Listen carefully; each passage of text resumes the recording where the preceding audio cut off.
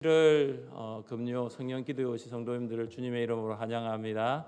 우리 금요 성령 기도회마다 하는 기도 인사가 있죠. 우리 기도의 불을 받읍시다. 우리 좌우에 계신 성도님들과 이렇게 인사하겠습니다. 기도의 불을 받읍시다.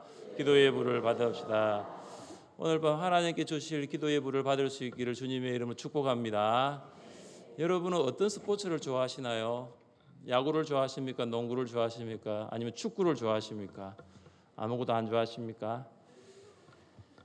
미국 사람들이 좋아하는 스포츠가 있습니다. 야구도 축구도 농구도 배구도 아닙니다. 미국 사람들이 좋아하는 스포츠가 풋볼입니다. 풋볼. 그래서 NFL이라고 이 NFL이 미국에서 최고 인기 그리고 국민 스포츠입니다. 그 NFL 그 프로 풋볼 리그의 백미는 최종 우승을 가리기 위한 플레이오프 경기입니다. 2023년 올해 1월에 첫 번째 월요일 미국 전 국민이 지켜보는 가운데 플레이오프 경기가 있었습니다. 버펄로 빌스와 신시내티 벵골스와의 플레이오프 경기가 미국 오하이오주 신시내티 페이커 스타디움에서 열렸습니다. 이 강팀 두 팀이 붙었어요. 그래서 버펄로 빌스하고 신시내티 벵골스의 경기였는데 결과를 예측할 수가 없었습니다. 치열한 경기를 하는 도중에 아주 충격적인 사고가 일어났습니다. 버펄로의 수비수인 그 다마르 햄린 선수가 상대팀 선수에게 태클을 시도하고 난 다음에 일어서다가 정신을 잃어버리고 쓰러졌습니다. 수비를 하는 과정에서 상대팀 선수의 이 오른쪽 어깨하고 이 수비수 햄린의 가슴이 부딪힌 거예요. 곧바로 의료진이 달려 나와서 심정지 상태였던 햄린의 심장을 되돌리기 위하여 CPR 심폐소생술, 내일 하나교육문화센터에서 하죠. 이 심폐소생술을 진행했습니다. 그런데 의식이 돌아오지 않았습니다. 이 햄린의 이 심정지가 계속해서 되자 이 버펄로 선수들과 그리고 상대팀인 신시내티 선수들 그리고 양 팀의 코치들이 이 쓰러진 이 햄린의 주위에 둥글게 둘러싸았습니다. 그리고 그들은 어깨 동무를 하고 무릎을 꿇습니다. 그리고 햄린을 위하여 기도를 하기 시작합니다. 이 상황이 생방송으로 중계됐습니다. 여러분 미국 스포츠 좋아하시는 분들 아실 테지만 ESPN 미국 스포츠 전문 케이블 방송인 이 ESPN 해설자들도 방송을 잠시 멈추었어요. 방송을 멈추면서 기도를 했습니다. 그때 그 해설가가 누구냐 하면은 댄 올롭스키라는 사람인데 그가 이런 말을 합니다. 방송 중에 해서는 안 되는 것일 수 있지만 지금은 그를 위하여 기도하고 싶습니다. 그래서 생방송 중에 그래서 소리를 내면서 이 쓰러진 햄린을 위해서 기도했습니다. 사실은 우리나라에는 있을 수 없는 일이에요. 그러나 제가 이 기사를 읽으면서 미국이니까 가능하겠구나. 미국이니까 이 생방송 중에도 기도를 하는 거예요. 햄린이 쓰러진 지 16분이 지났습니다. 구급차에 실려서 신시내티 대학병원으로 이송됐습니다. 병원에 이송된 후에도 이 심각한 상태가 지속되자 팬들은 신시내티 대학병원 인근에 모였고 그리고 버펄로 빌스 홈 경기장에서 모여서 계속해서 햄린을 위한 중보 기도 집회가 열렸습니다. 누군가를 위해 간절하게 기도하는 것, 이것이 중보 기도예요. 누군가를 위하여 간절히 기도하는 것에 중보 기도의 능력이 나타납니다. 오늘 중보 기도의 능력이 우리 이 금요 성령 기도의 자리에 나타날 수 있기를 주님의 이름으로 축복합니다. 이 김홍주 집사님이 그동안 병원 또 집 오며 가며 치료를 받던 중에 지금 울산대학병원 중환자실에 있습니다. 그 의식이 없는 상태로. 그러니까 병원에서는 마음의 준비를 해야 되겠다는 이야기를 할 정도입니다. 여러분, 지금은 기도할 때예요. 특별히 지금은 중보 기도해야 될 때입니다. 저는 오늘 이 본문을 통하여 중보 기도에 대한 능력에 대한 말씀을 여러분과 나누기를 원합니다. 첫째, 이 중보 기도의 능력은 함께 모여 기도할 때에 나타납니다. 따라해 보겠습니다. 함께 모여 기도합시다. 함께 모여 기도합시다. 하나님의 복음이 전파되고 있을 때 곳곳마다 교회가 세워지고 급속한 성장을 하고 있었습니다. 이 복음 전파와 교회 성장의 가속도가 붙을 때에 이 박해도 동시에 일어났습니다. 헤롯 아그리파 1세는 팔레스타인에서 자신의 지위를 확고하게 할 목적으로 친유대교적 정책을 펼쳤습니다. 그 정책이 뭐냐 하면 유대 종교 지도자들의 마음을 얻기 위하여 성도들을 박해하기 시작했습니다.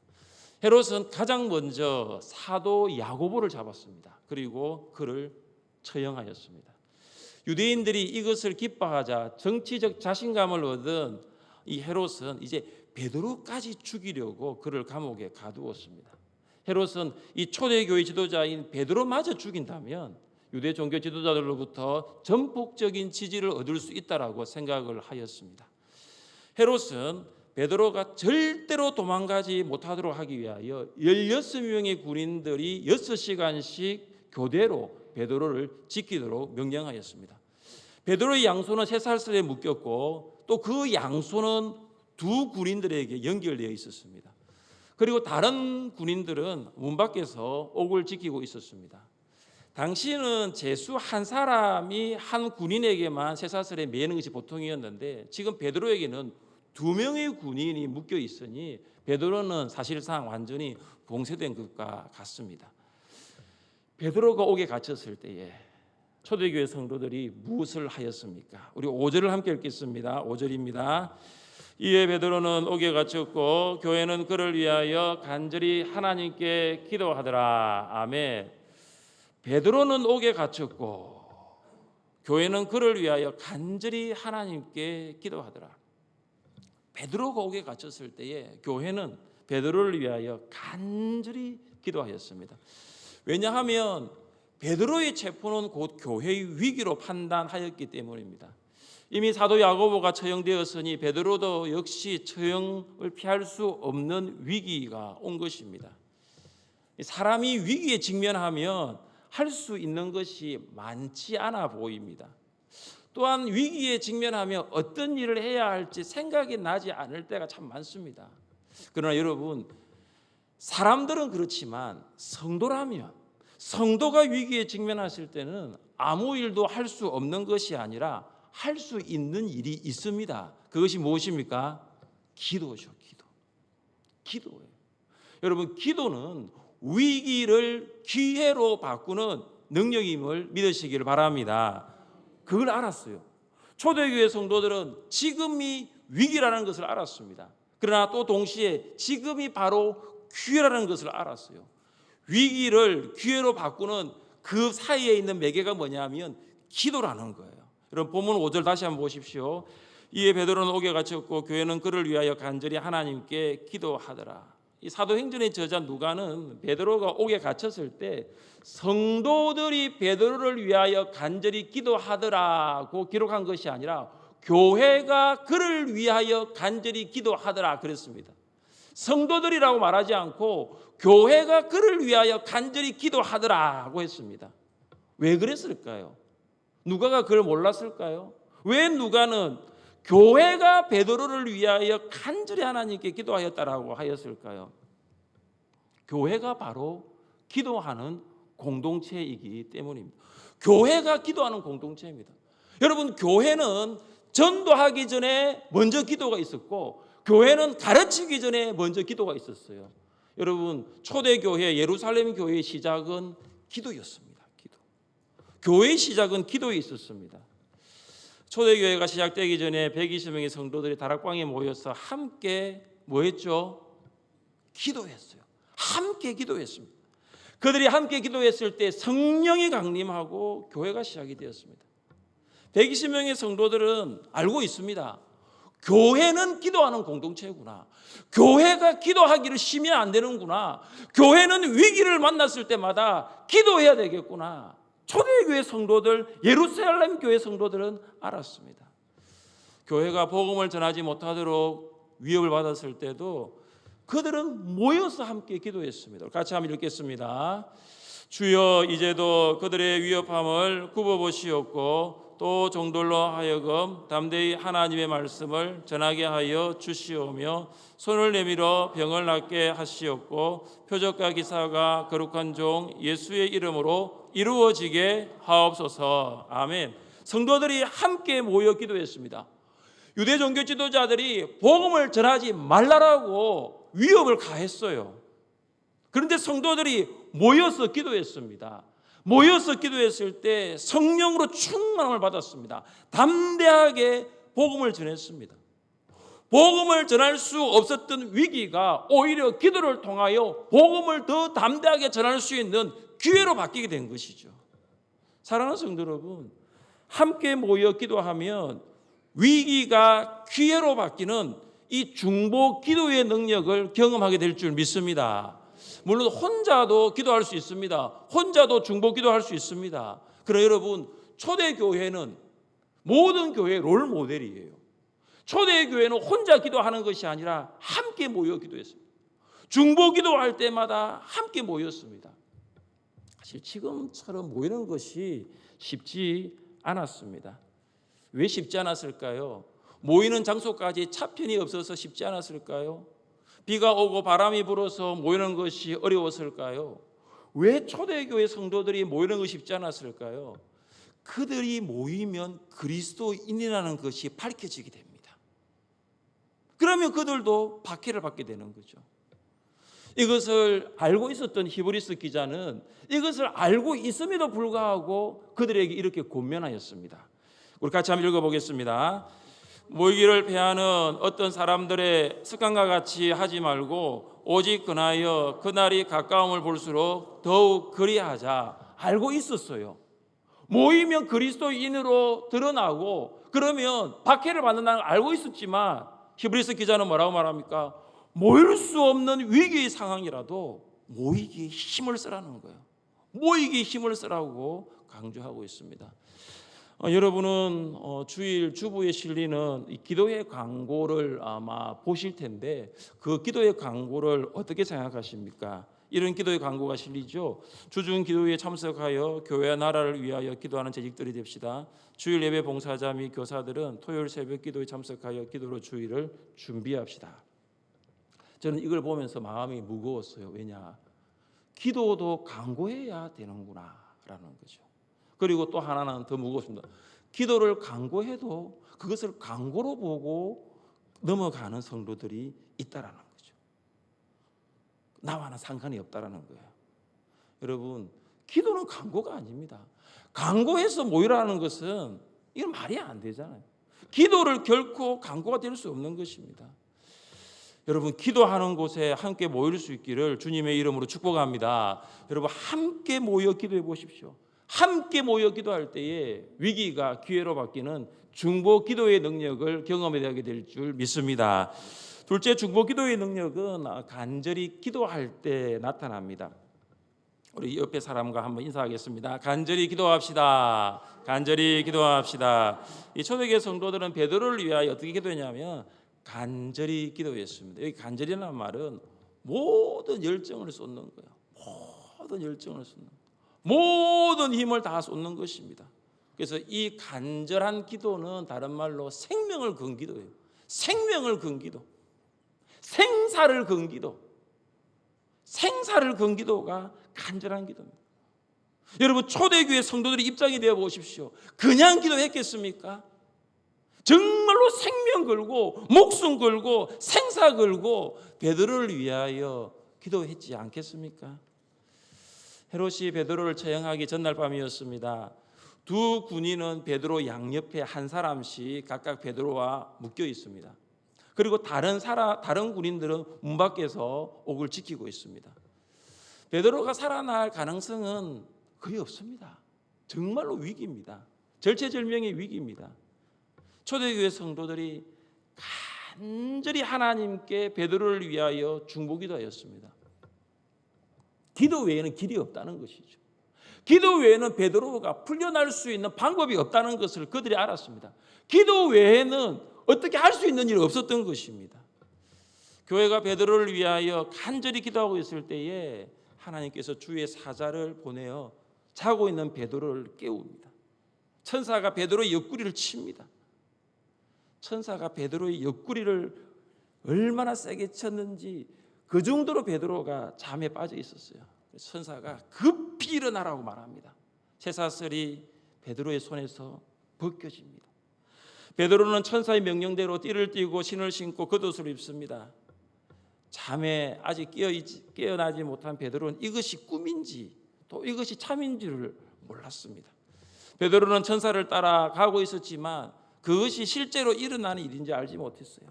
베드로와 천사가 감옥에 있는 첫째 초소를 지납니다. 둘째 초소를 지납니다. 그리고 성문에 도착합니다. 그들이 눈앞에 육중한 거대하고 그 무거운 쇠문이 눈으로 들어왔어요. 그런데 그들이 그 문 앞으로 갈 때 어떤 일이 일어났습니까? 문이 저절로 열리는지라. 문이 저절로 열리는지라. 그 육중한 쇠문이 저절로 열렸습니다. 사랑하는 성도 여러분, 어떻게 쇠로 된 그 무겁고 견고한 문이 열렸을까요? 하나님께서 하신 거예요. 초대교회 성도들이 베드로를 위하여 간절히 기도할 때에 하나님의 능력이, 하나님께서 그들의 기도를 들으신 그 응답이 나타난 거예요. 간절한 기도는 베드로를 묶고 있는 쇠사슬을 풀게 하였습니다. 간절한 기도는 베드로와 두 군인을 연결하고 있는 그 고리를 끊게 하였습니다. 간절한 기도는 첫째 초수와 둘째 초수를 지나서 쇠문까지 열게 하였습니다. 간절한 기도가 감옥문을 연 것입니다. 우리 함께 말씀을 읽어보겠습니다. 엘리야는 우리와 성정이 같은 사람이로되 그가 비가 오지 않기를 간절히 기도한즉 3년 6개월 동안 땅에 비가 오지 아니하고 다시 기도하니 하늘이 비를 주고 땅이 열매를 맺었느니라. 아멘. 엘리야의 기도를 보시면 엘리야는 감옥문을 연 기도가 아니에요. 엘리야의 기도는 하늘문을 연 기도예요. 엘리야가 기도하면 하늘의 문이 열립니다. 그러니까 비가 오는 거예요. 엘리야가 기도하면 하늘문이 닫힙니다. 그러니까 비가 오지 않습니다. 하늘문을 여는 기도가 엘리야의 기도입니다. 그가 기도하면은 문이 열리고 하늘문이 닫힙니다. 그런데 이 엘리야의 기도의 비결이 어디 있었느냐? 간절한 기도에 있었습니다. 간절한 기도. 우리 함께 말씀을 읽어보겠습니다. 엘리야가 갈멜산 꼭대기로 올라가서 땅에 꿇어 엎드려 그의 얼굴을 무릎 사이에 넣고 그의 사환에게 이르되 올라가 바다 쪽을 바라보라. 그가 올라가 바라보고 말하되 아무것도 없나이다. 이르되 7번까지 다시 가라. 엘리야의 간절한 기도를 여러분 한번 이 말씀을 통해서 여러분 보십시오. 무릎을 꿇었어요. 무릎을 꿇어 엎드렸습니다. 얼굴을 무릎 사이에 넣고 간절하게 기도합니다. 한 번, 두 번 기도한 것이 아니라 지중해 작은 구름이 일어날 때까지 간절히 기도했습니다. 그런데 여러분 아십니까? 엘리야는 특별한 사람이 아니었어요.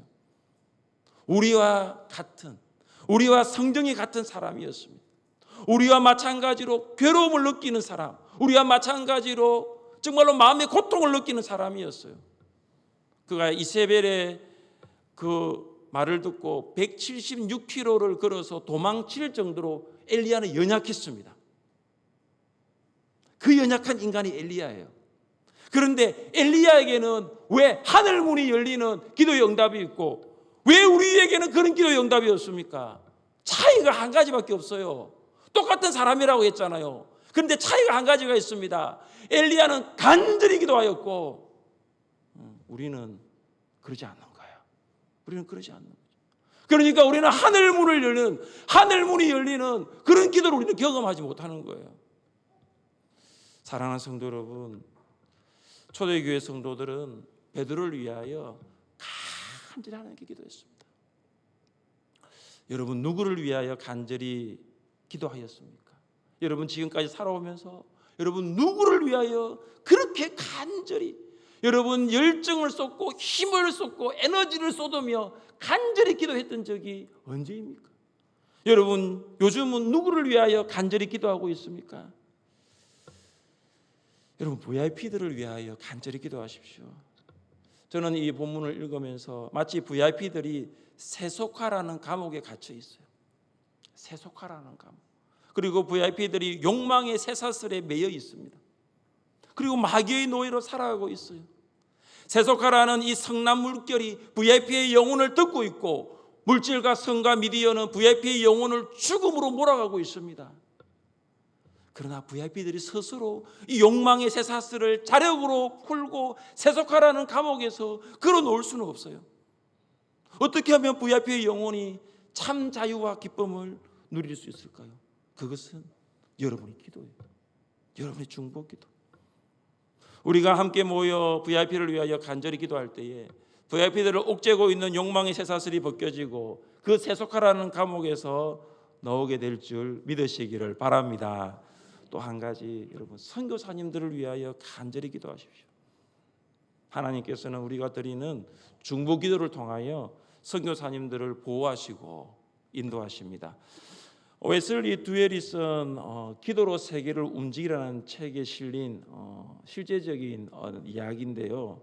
한번 나누기를 원합니다. 미국에서 파견하여 아프리카 케냐에 일하고 있던 매튜 히긴스 선교사가 안식년을 맞이하여 출국 준비 중에 있었습니다.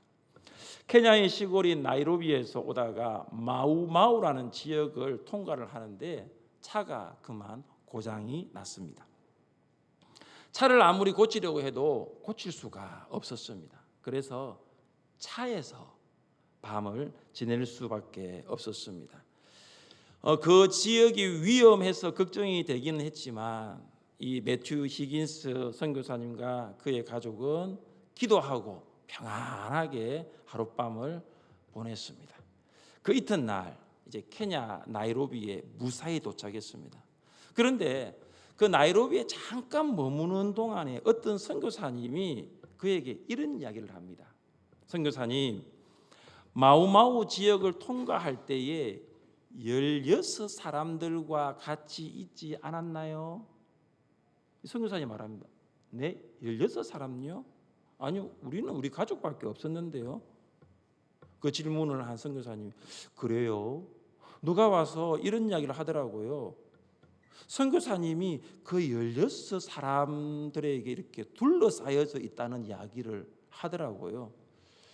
그래서 이 선교사님이 참 이상하다, 무슨 이런 이야기가 다 있나 하고 미국으로 귀국을 했습니다.